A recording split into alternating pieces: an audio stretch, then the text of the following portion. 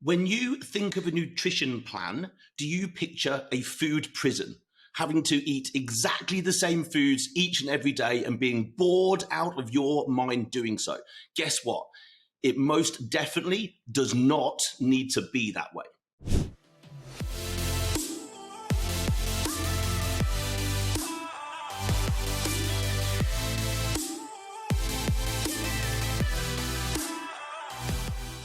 So welcome back to the show, Alphas. My name's Andy Naylor, CEO and founder of Naylor Body Design and host of your Optimal Alpha podcast. Welcome back to a new episode. How have things been for you over this last week? I hope all is well and good. So today we're delving into food flexibility. We know with our high-level clients that we work with, and in fact, all clients, in fact, I would say most fitness enthusiasts the world around, nutrition would be the area that most people struggle with. Understandably so. And there are many different areas of that, whether it be just simply understanding macros, understanding calories, whatever it might be. It's a complicated area. Well, it actually isn't a complicated area. It's just that humans are really good at overcomplicating absolutely everything, and nutrition being one of the good areas of that to decide to overcomplicate. We all do it. But flexibility is another area of nutrition that I think is misunderstood. And today we're just going to delve into that a little bit. So we're going to understand a few things. So first of all, how strict does a meal plan actually need to be? So on the other side of that, how flexible could it be? Okay. What can be flexible? What are the areas that we could be flexible with and would be smart to be flexible with? And how do we actually do it? And then why be flexible anyway with our food? Like, why? What are we even talking about here? So those are the key areas that we're going to delve in today. As always, let's get started. So how strict does a meal plan, a food plan, a nutrition plan, whatever the heck you want to call it, how strict does it need to be? Well, of course, that depends on your goal. It also depends on your experience, I suppose, is another way of putting it, but it depends on the goal. Let's take it to an extreme. If the goal is to get on stage and compete in a physique show, a bodybuilding show or something like that, then there is very little doubt that you need to be on the stricter end of the scale. Right? That is just a given.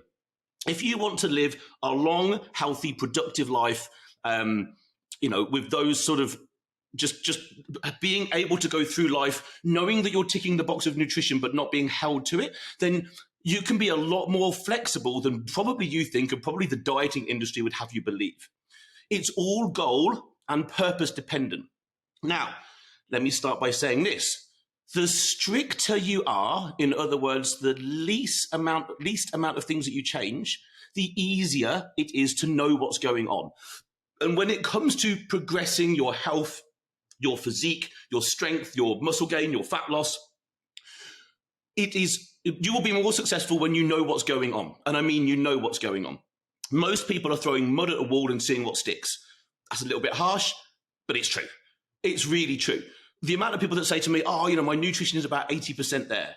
And that's 80% there with that person's current level of understanding.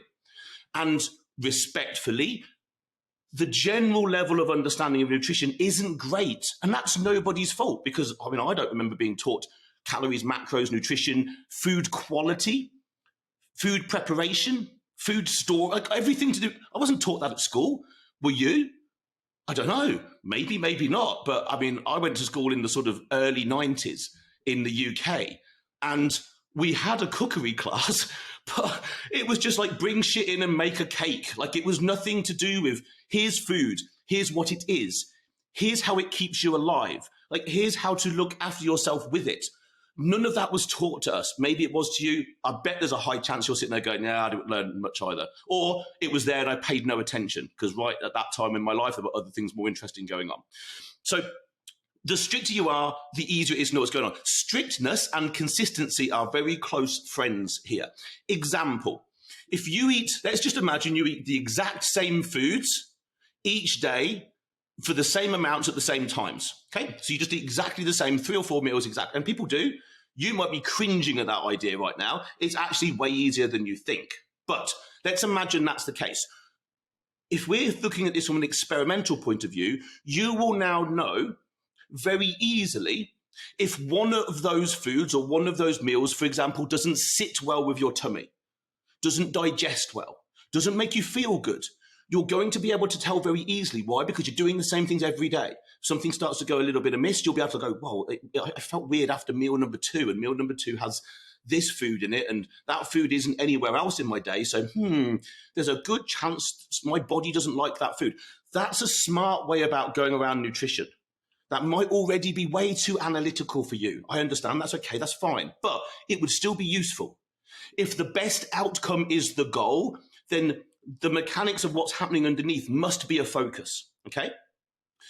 You'll also be able to tell if what you're eating is too much, too little, or just right for you in terms of a caloric amount, a macro breakdown, based on the composition or just the composition goal or the outcome that you have in front of you, whether that be fat loss, muscle gain, health performance, stress relief, sleep optimization, whatever the thing is, nutrition is going to play a part in that.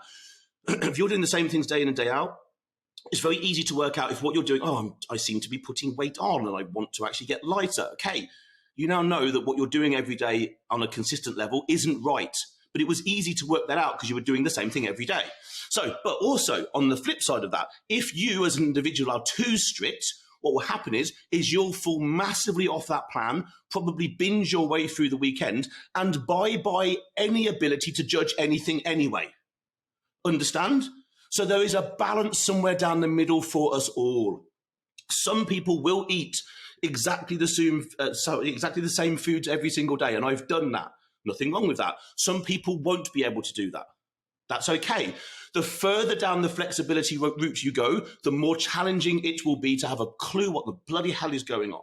But there should be a balance. Because if you are not good at being strict and you try to be very strict and then every weekend you binge your face off, then that's not wise either.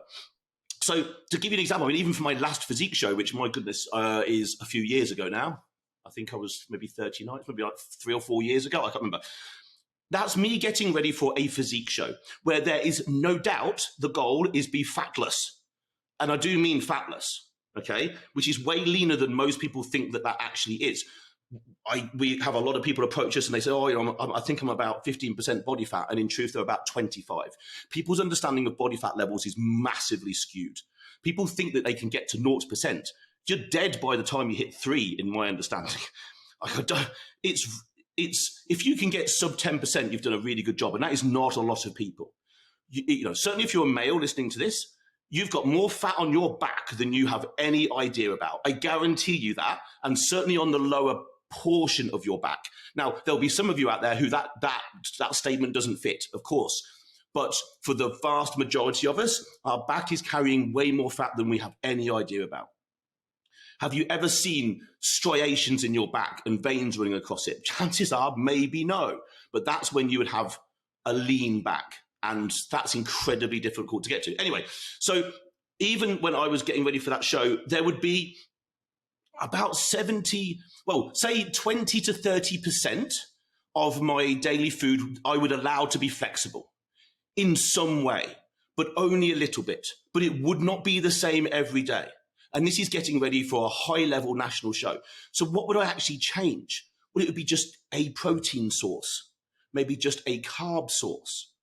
It would be something small enough to keep me sane, because we're talking about 16 weeks of flat-out dieting and preparation for a show, 16 weeks of not putting a foot wrong. It's challenging, I can tell you. But so I would change enough to keep me sane, but not too much that I wouldn't know exactly what was going on and exactly what to expect. So even though I was making these changes, I still knew exactly what weight I was going to go bed at and exactly what weight I was going to wake up at within reason. Because everything else in my life would have been exactly the same and consistent. I was just changing maybe a protein source for this and a carb source for that. Nothing much, but enough to keep me, I got through another day. So, and that's still pretty strict, to be fair. So for most people, a good deal of flexibility is actually very possible. But it takes education. It takes education. It takes a good understanding of what and how and when to change something in a plan to allow it to be flexible, right? You can't just be swapping stuff in and out and call that flexibility and then think that you're going to be anywhere near where you want to end up. That's just eating what the fuck you want. Eating what the fuck you want and being flexible to a plan are not the same game. And I think it's this misinformation or just lack of knowledge that trip folk up when they're trying to be quote unquote flexible. If you can just eat the same stuff every single day, all things considered, it's just easier. But if you cannot do that, one, why can you not do that? Come at me with all your bullshit excuses right now as to why you can't eat the same foods every day. Go on, throw them at me. In fact, go and look in a mirror and tell yourself the absolute limiting beliefs and bullshit stories of why you can't eat the same foods every day. Because it's whatever you tell yourself, it's utter shite. Think about this. All it is, it's just your mind wanting some degree of control or perceived control over the fact that you can eat what you want when you want. If I locked you up in a prison, okay, and just gave you exactly the same 3 meals, and I mean not just 3 different meals the same every day, but the 3 exact same meals. Let's say I just gave you oats with whey mixed in it 3 times a day, every day. You'd bloody well eat it, and you'd be thankful for it. As there are right now, think about this. Here we are sitting about talking about first world problems, about wanting flexibility in our food. It's a fucking first world problem. Understand that. Why? There are millions of people in this world who, quite frankly, would kill for the same 3 meals every day. Understand that. When you, in your own little world, and me too, sit there and go, I just want flexibility in my diet. It's a little bit pathetic to a degree when we consider what's going on out there in some other parts of the world. It's important. That's perspective, right? Take that bit of perspective and just sit with it for a moment, because suddenly it makes us wanting to, have 3 different choices of protein powder, and I can't eat chicken for 2 meals a day because it's the same food. Shut the fuck up. Get a little bit of fortitude. So 1, ask yourself, why can't you eat the same foods? And now come at me with a decent excuse. And then 2, understand how much do you actually really need to be flexible to keep sustainability. In other words, if you can't keep sustainability and consistency in your meal plan and you need some flexibility, that's understandable. That's a lot of people. But how much do you need? How much flexibility do you need? I can tell you it's not actually as much as you think it will be. You don't need to change everything every day to be able to, hold yourself to a meal plan. Or in fact, that isn't a meal plan, okay?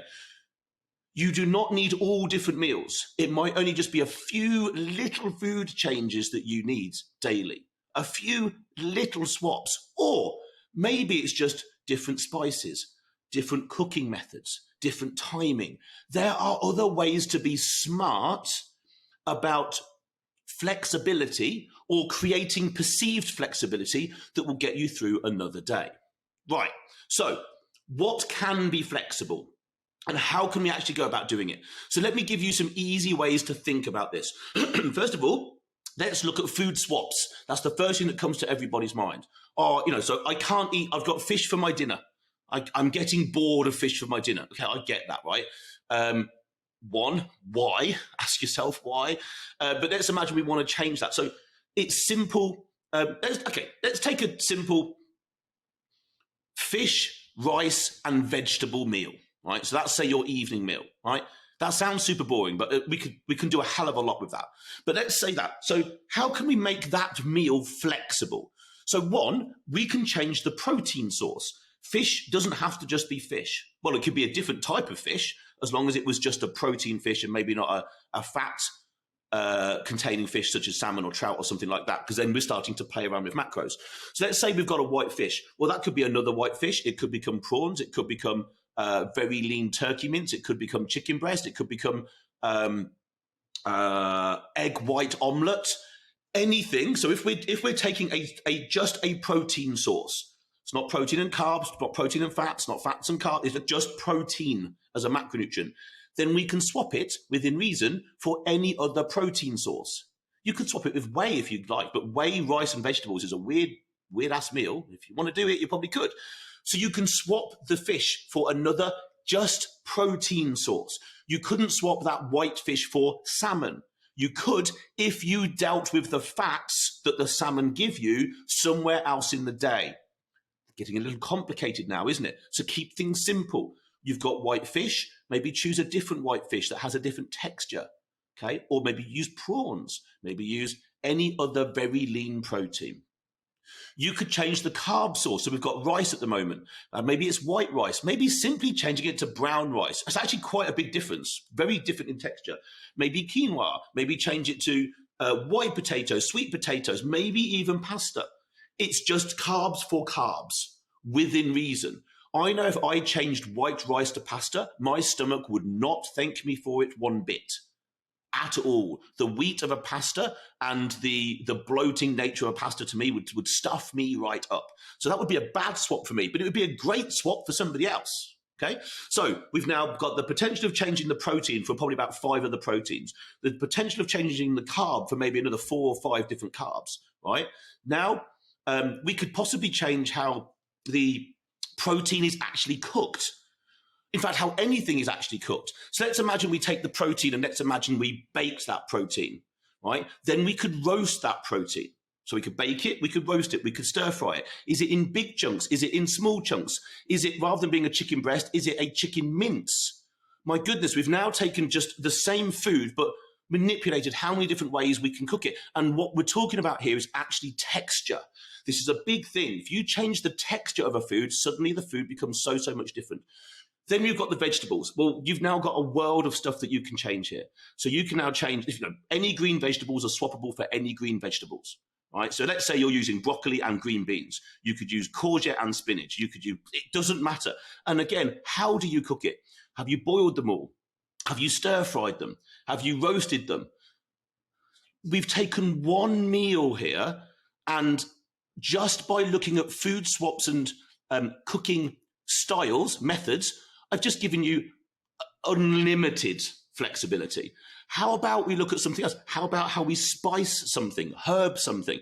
I don't eat anything that isn't spiced or herbed. I don't eat, every protein I eat will have some sort of spice, herb, rub on it. Not a marinade, but a rub, a spice, something that carries no calories. The moment you start to play around with spices, your world changes completely. Now, you could take the same piece of chicken and change the spices from tandoori to char-grilled chicken to barbecued. Suddenly your meal is so different. You've actually not changed the meal, but we could say that there is flexibility in there because it's going to seem a very different meal to you. I've just given you unlimited options in just one meal. See how simple that can be. But what we did is we kept the foundation of the meal intact.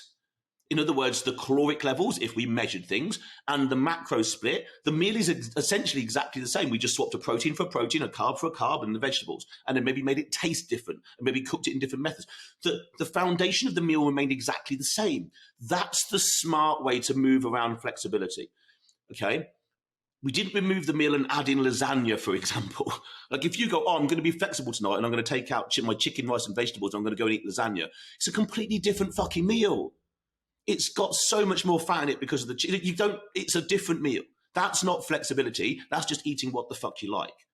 Okay. The macro basis of that meal would change completely. That's not flexibility. Let's take another option. Let's look at a breakfast. My breakfast is nearly exactly the same. It is exactly the same every day because I love it, which will be oats with whey mixed in it and blueberries, dark chocolate, and possibly a sugar-free syrup on top. Right, it's the same. Right, let's imagine someone's having oats and whey and they're bored of it. It could become very something simple like an egg white omelette with a bagel. In other words, I've taken the whey, which is a very clean protein source, and I've just put an egg white omelette. Can't be a full egg omelette because the whey from the original meal doesn't contain fats. I'd be changing the macro split. Okay, so an egg white omelette, which is never actually as bad as you might think it is, and then a bagel. It's the same meal, essentially, just with different food sources. The amounts would be different. Maybe you can't have a whole bagel. Maybe you just have a bagel thins or maybe half a bagel. Who fucking knows? I don't know. But the integrity of the meal stays the same. So that's actually an example of a whole meal change. So whereas with the chicken or the fish and rice meal, I showed you how you would change individual parts. Oats and whey becomes egg white omelette and bagel. That's a complete food change. And there's nothing about those two meals that are the same except the integrity and the styling of the meal. They're still exactly the same. It's a clean protein source and a carb source. Okay, that's what good flexibility looks like. It's not oats and whey, then becomes all out pancake maple syrup and fucking bacon on the side. That's not flexibility. That's just throwing out one meal and putting in another. So this should be opening up an interesting world to you. Maybe you already do this. If you do, well done, awesome. Maybe you're listening to this thinking, I have never done anything like this. And maybe you're thinking it sounds super complicated.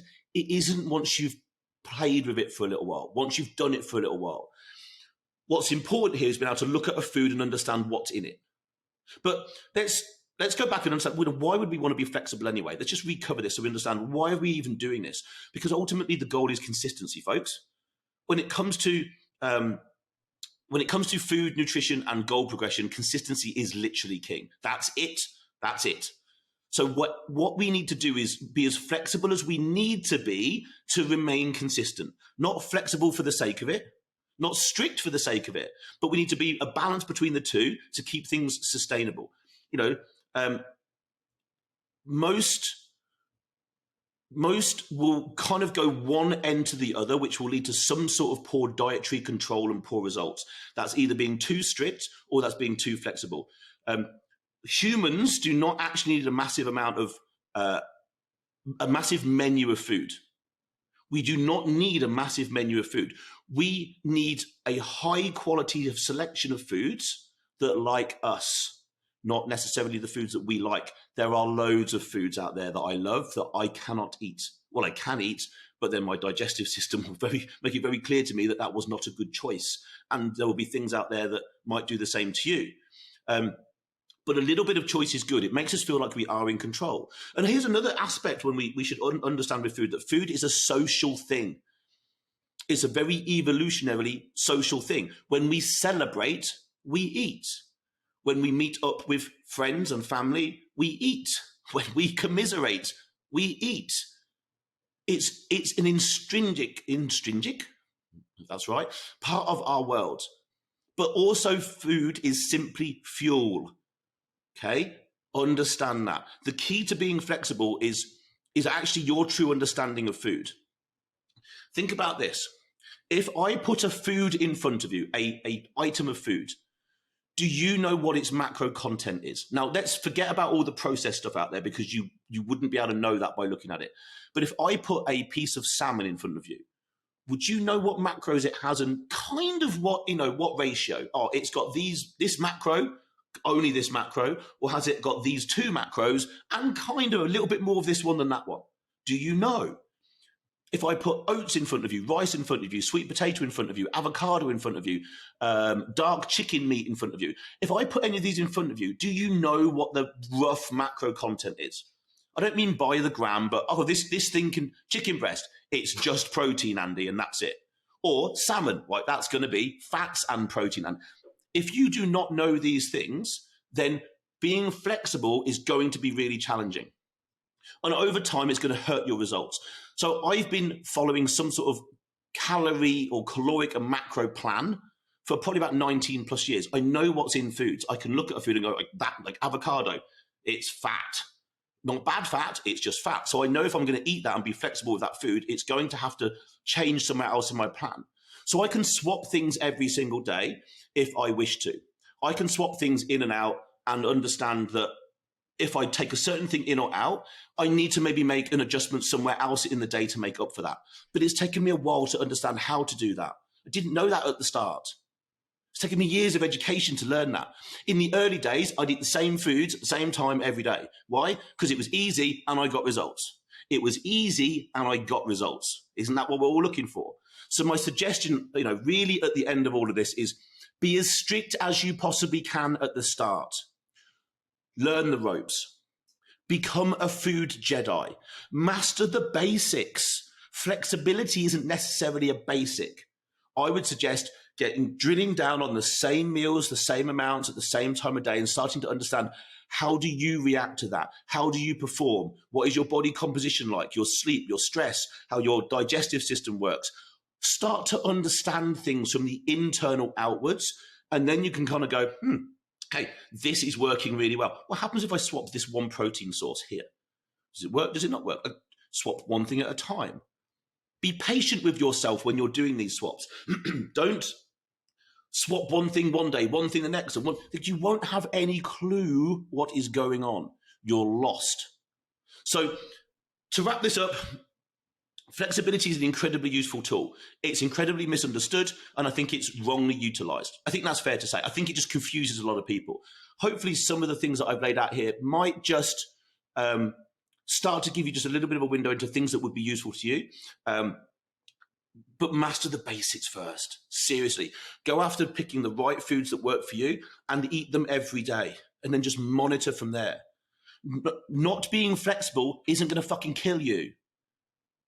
Like I said, if I put you in a prison and just gave you the same foods every day and made you eat them, you'd be thankful for them. Just like the millions of people who are not living in the first world lovely scenario that we might be.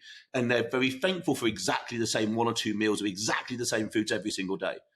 Understand that. Remember that perspective when you're trying to make these decisions for yourself.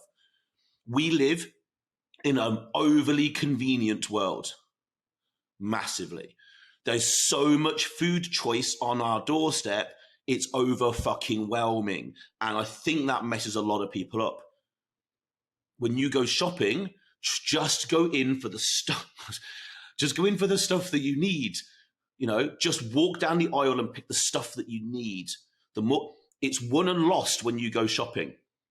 It's not won and lost in the kitchen, as I once thought it was. It's already lost in the kitchen if the foods that you've brought back there are the wrong foods. Because what will happen is you will eat them. Because I do. If I go out and I make a stupid decision and I buy something that I know I shouldn't have done because I was hungry when I was shopping and I bring it back, I'm going to eat it. I'm going to eat it when I'm hungry and in a moment of like, oh, sod it, I'm going to eat it. Like most of us probably would. Because one, we don't want to waste food. And two, we're bloody hungry and this thing's convenient and I'm going to eat it now. Like that's what's going to happen. It's won and lost in the kitchen. So that is going to wrap up today's episode. I really do hope that this has shed a little bit of light onto what can be a kind of cloudy, slightly complicated little subject. But I hope this has helped. As always, I thank you from the bottom of my heart for listening to the show and being here. And if you would like to give us a 5-star review, please do so. It's always really useful. It's lovely to hear some feedback. And of course, if you know somebody out there in your circle who would benefit from this sort of education, this sort of information, please do share the podcast with them. Share the love. I will thank you. For now, my alphas, go and have a killer day. Have a great day. I will catch you on the next episode.